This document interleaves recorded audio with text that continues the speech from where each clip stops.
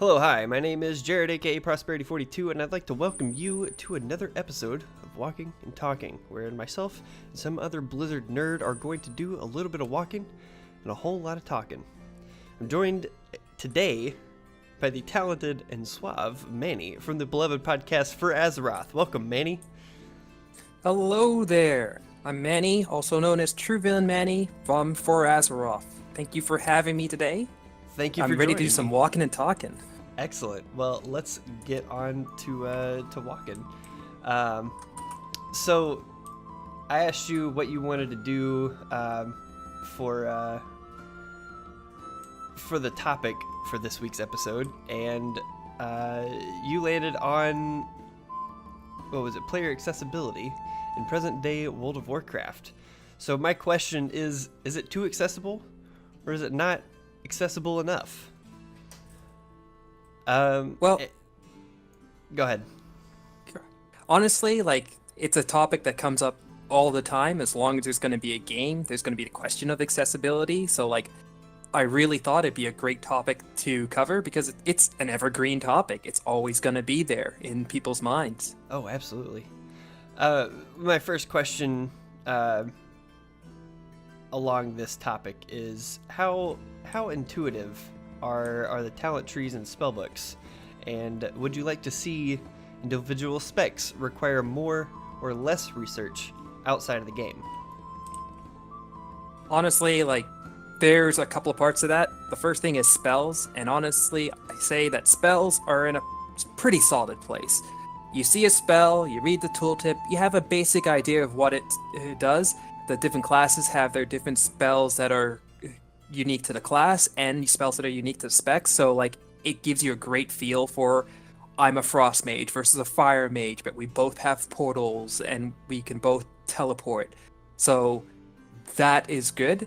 But in terms of knowing everything about a spell, that requires outside resources. And when you look at coefficients and the nitty gritty, that's not something I ever expect somebody to be able to do inside the game. And so there's Sure. always going to be the need for just icy veins or wowhead. Absolutely, and I agree. The spellbooks themselves are mostly in a good place. My personal preference, obviously, and I've talked about this on this show before, is that I would like to see something with the classes in mind, more so than the specializations in mind. Because right now, you start say you roll a mage, you don't start as a mage, you start kind of as a frost mage. You have frostbolt and all of your stuff is frost, and whenever you hit the level to unlock your talents and your specialization, you're a frost mage, and you can change, and it changes your spell book depending on which specialization you pick at the beginning of leveling, and that I would like to see kind of revert back to the old way of doing things, where just using mage as an example, you started with Frostfire Bolt, and everything was a little bit more general in terms of what your toolkit was, and then specialization augmented the base toolkit for the entire class. So that's something that I feel would be a little bit more intuitive to new players, but I agree right now, at least anyway, that the spells themselves they're intuitive. If you've played the game for a month, or you played the game for 14 years, you can still look at the spellbook and get a general idea of what you're supposed to be doing. And talents, I'll let you give your 2 cents about talents in just a second. But talents, I feel they're a little bit too accessible, but I don't want to say accessible because I feel like they're a little bit more homogenous than accessible. But that's just my personal take. What are your issues, or do you have any issues with talents? I feel like talents have to be understandable in game. Talents cannot have flat out easy answers to be like this is the best versus this is the worst based on the current talent system. You have three choices, they should have three unique advantages and disadvantages. If you have something that affects your damage, one can be, hey, this is going to give you burst damage. One's going to be more damage but sustainable, so you don't get that upfront damage, and it's not good in periods where you do need to like pump out a period of high damage, but it'll give you better sustained damage. And another one could have like some sort of complication with your rotation, but then give you another advantage on top of, like, instead of just damage, that like, hey, this will give you extra resources which you can then put into other stuff. Again, that affects your complexity of your rotation, but it does have an advantage. And if they do that with the different talents in different ways, then it works. But what we have right now is that there are flat out trap talents, especially moving into BFA, where some classes haven't received the kind of attention that Blizzard would have liked and that us as players would have liked. And that's where they failed. They need to like have those tightly balanced. I like what you said specifically is the disadvantages.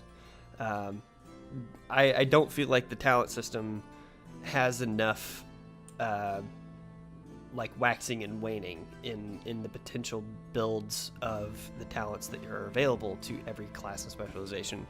There isn't enough of a I could take this, but it will keep me from doing this. Like out for an example, like Death Knights have they have Death's Advance as a talent option, and they also have what is the other talents in that, like the movement and survivability. I think another one is at least for blood is like a shield of some sort in that talent row, and then another version of the talent is like a improved anti-magic shield, shell or shield, I don't remember. But anyway, like stuff like that, I feel like that is a good example of how talent should be. Of, do you want to move a little bit more, or do you want to just sit there and tank it? And having the express decision making provided therein of that specific talent is a good example of how things should be for all talent decisions. I don't feel like anything is quite there yet. But yeah, anything else you want to say about spells or talents or anything like that? Well, talking about spells, like the core rotation should just be look at your spells and be able to say, okay, this works with this, and oh, that button lighted up, so like that should be a priority. Like your core rotation should be something that you could understand just by like looking at your spell book. But that's not the case right now.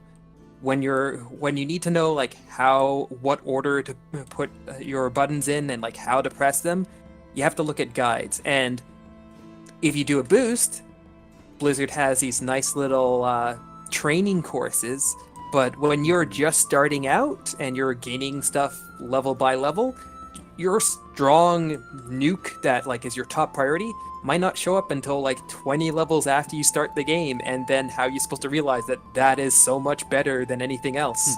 Right.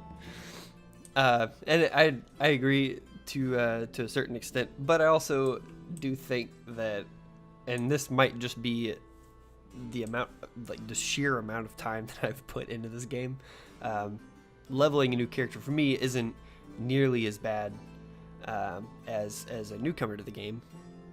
Leveling a fresh character, so they have literally no idea what's going on. They're just looking at the spellbook and saying, "Oh, hey, that looks cool. I'll just use that." And then they might not understand for years, unless they end up finding a guild with really helpful people and a community that is willing to teach them how to play the game, and they're willing to learn how to play the game. then that's a different story. But just with the game by yourself, there isn't like anything that says, oh, hey, maybe I should be doing this instead of just, spamming Scorch. Oh yeah, and that's part of the game. Like, I don't expect people to know like their absolute perfect rotation for sustained damage.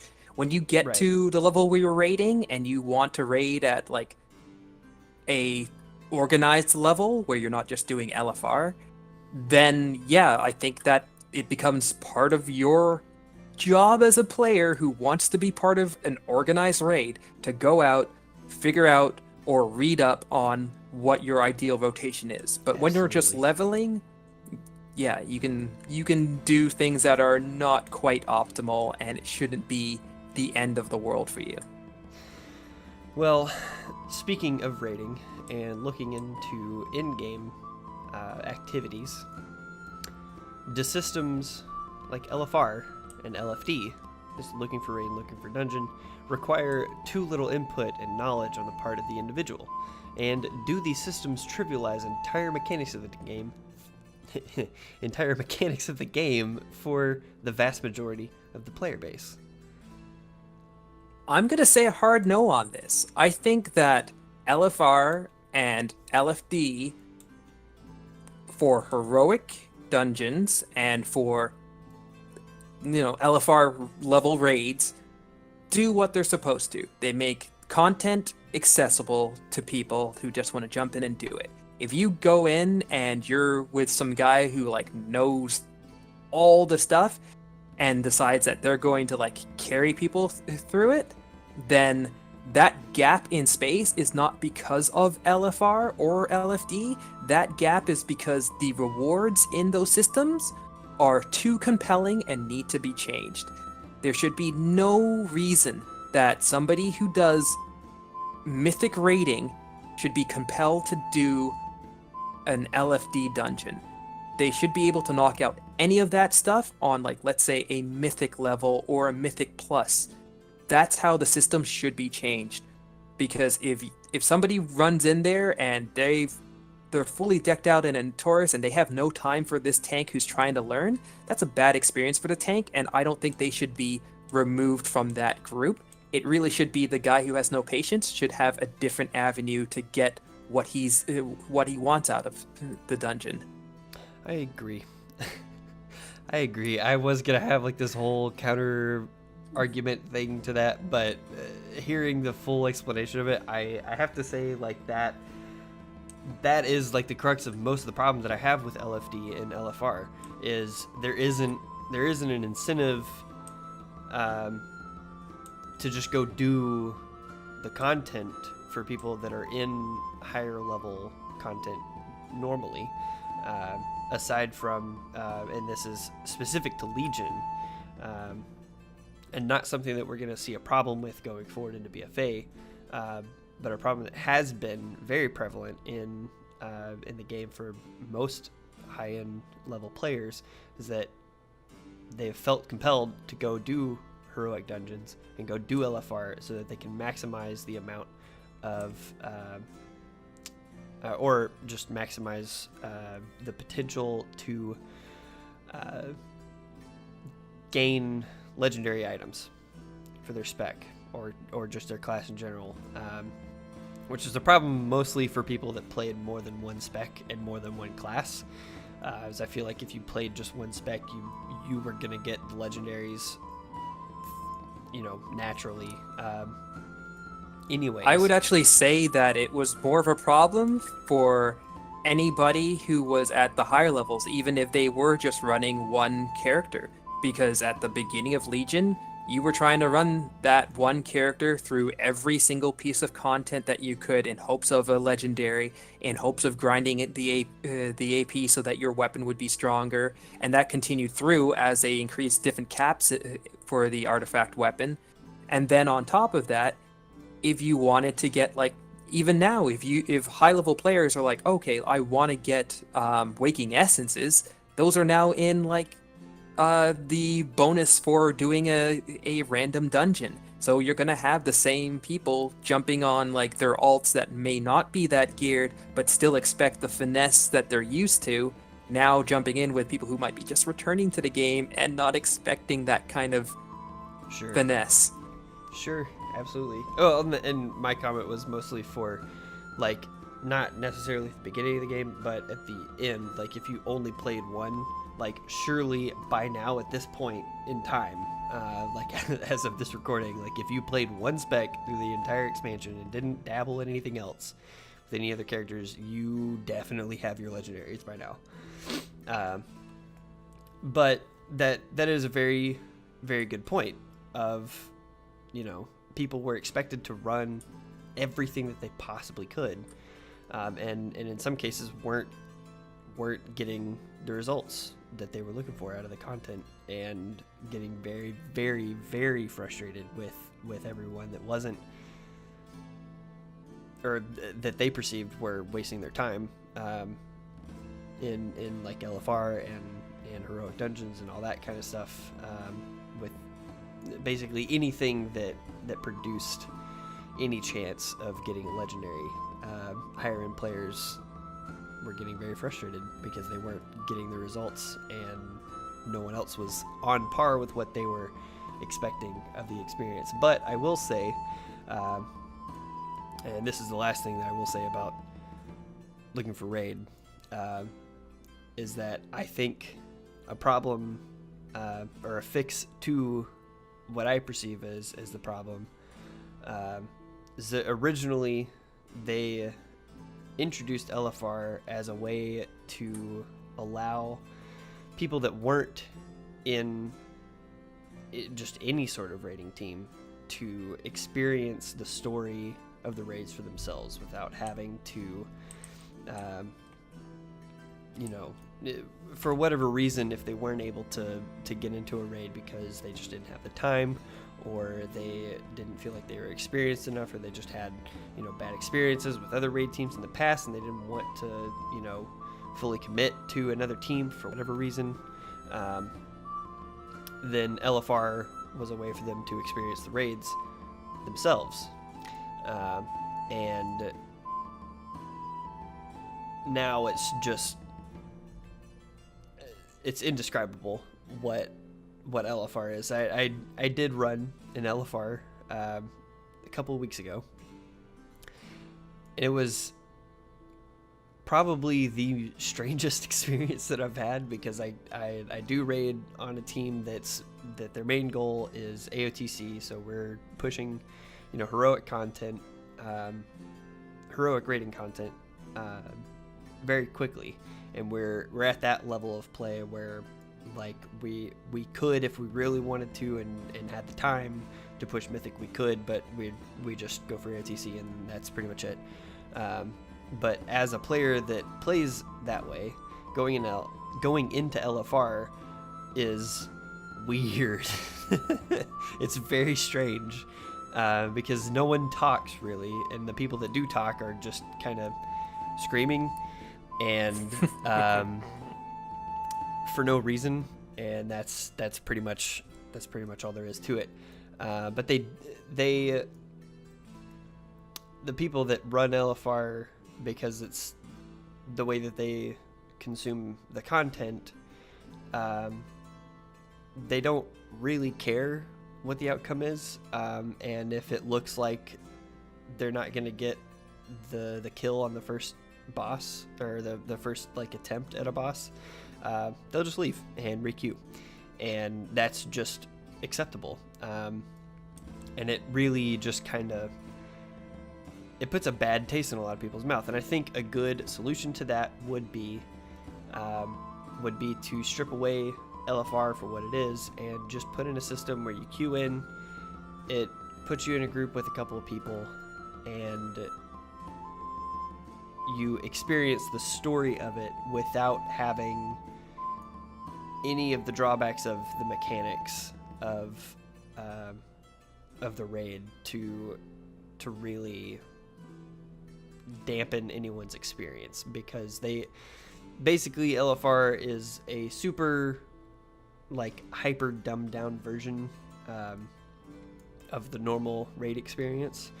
The mechanics for the most part are there, and throughout the different raid tiers they've experimented with, they'll take out a couple of the mechanics from normal, and add the mechanics into the fight throughout the different difficulties, and that works to some extent, but you still have some core mechanics that you can't really remove from the fight, otherwise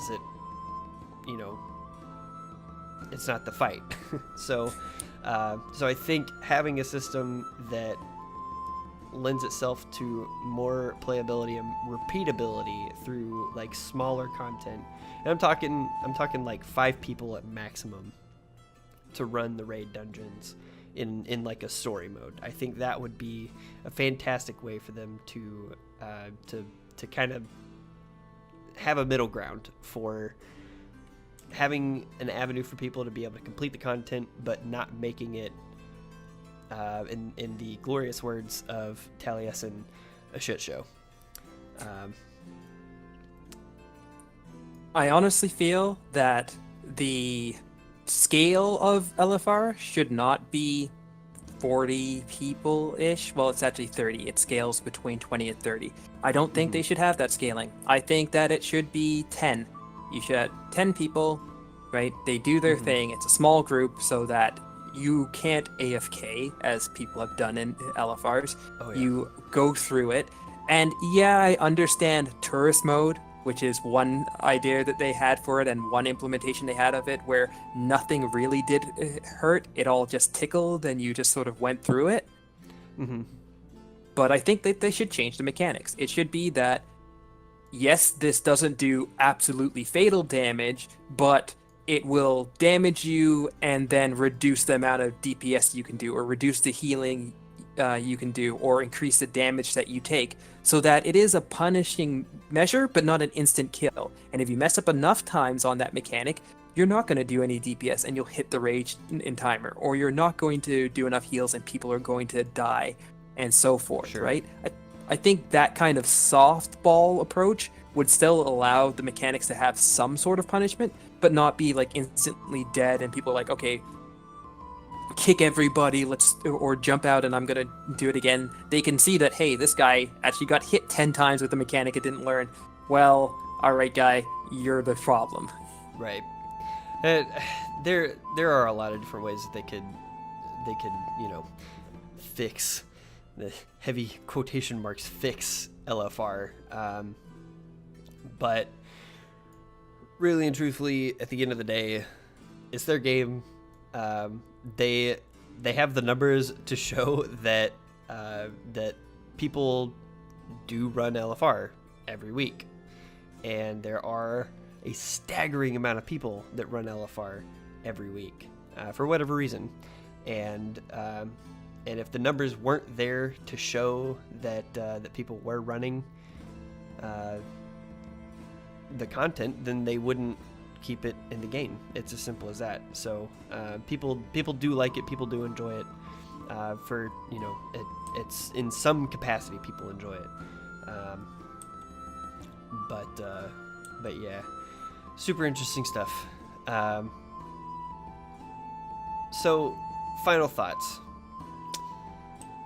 is the game too accessible, or is it not accessible enough? And I'll let you give your final thoughts on this one. Okay. I think that the content continues to be pushed for a wider and wider range of players.